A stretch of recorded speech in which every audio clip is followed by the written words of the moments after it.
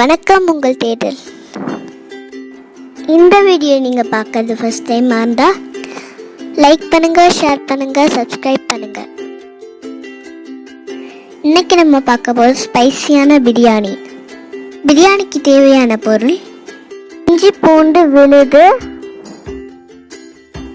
Broiler chicken, தக்காளி, வெங்காயம், பச்சை மிளகாய், கொத்தமல்லி, புதினா, பிரிஞ்சி இலை, பட்டை, கிராம்பு, லவங்கம், ஏலக்காய், பிரியாணி மசாலா, லெமன் சாறு, எண்ணெய் தேவையான அளவு, உப்பு தேவையான அளவு, நெய், சீரக சம்பா அரிசி. ஒரு குக்கரில் நெய்யும் எண்ணெயும் விட்டுக்கோங்க.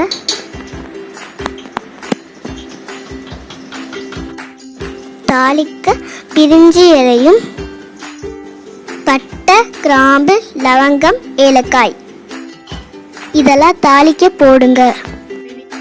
ஒரு கைப்பிடி புதினா இலையை சேர்த்துக்கோங்க. இது நல்லா வதங்கினதுக்கப்புறம் நம்ம இப்போ இஞ்சி பூண்டு விழுது சேர்க்க போகிறோம்.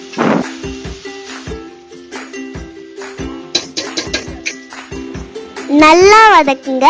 நல்லா வதங்கி வரும்போது அதில் இப்போ நம்ம வெங்காயம், பச்சை மிளகாய் சேர்த்து நல்லா வதக்கணும்.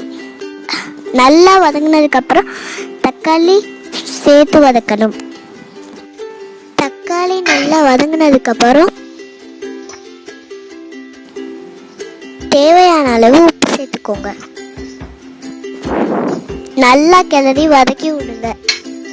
பிரியாணியோட டேஸ்ட்டே நம்ம நல்லா வதக்குறது தான் இருக்கு.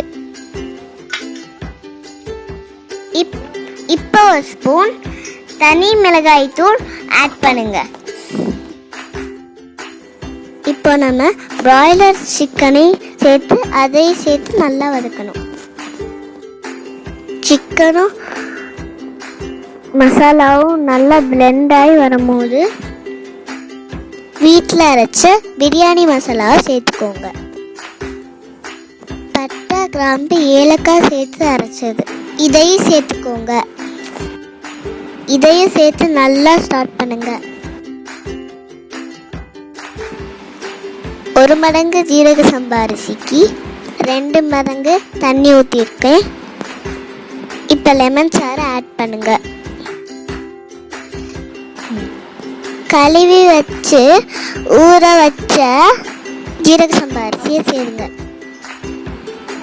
குக்கரில் 2 விசில் வர வரைக்கும் வைங்க. பிரியாணி ரெடி. இதுதான் திண்டுக்கல் ஸ்டைல் பிரியாணி.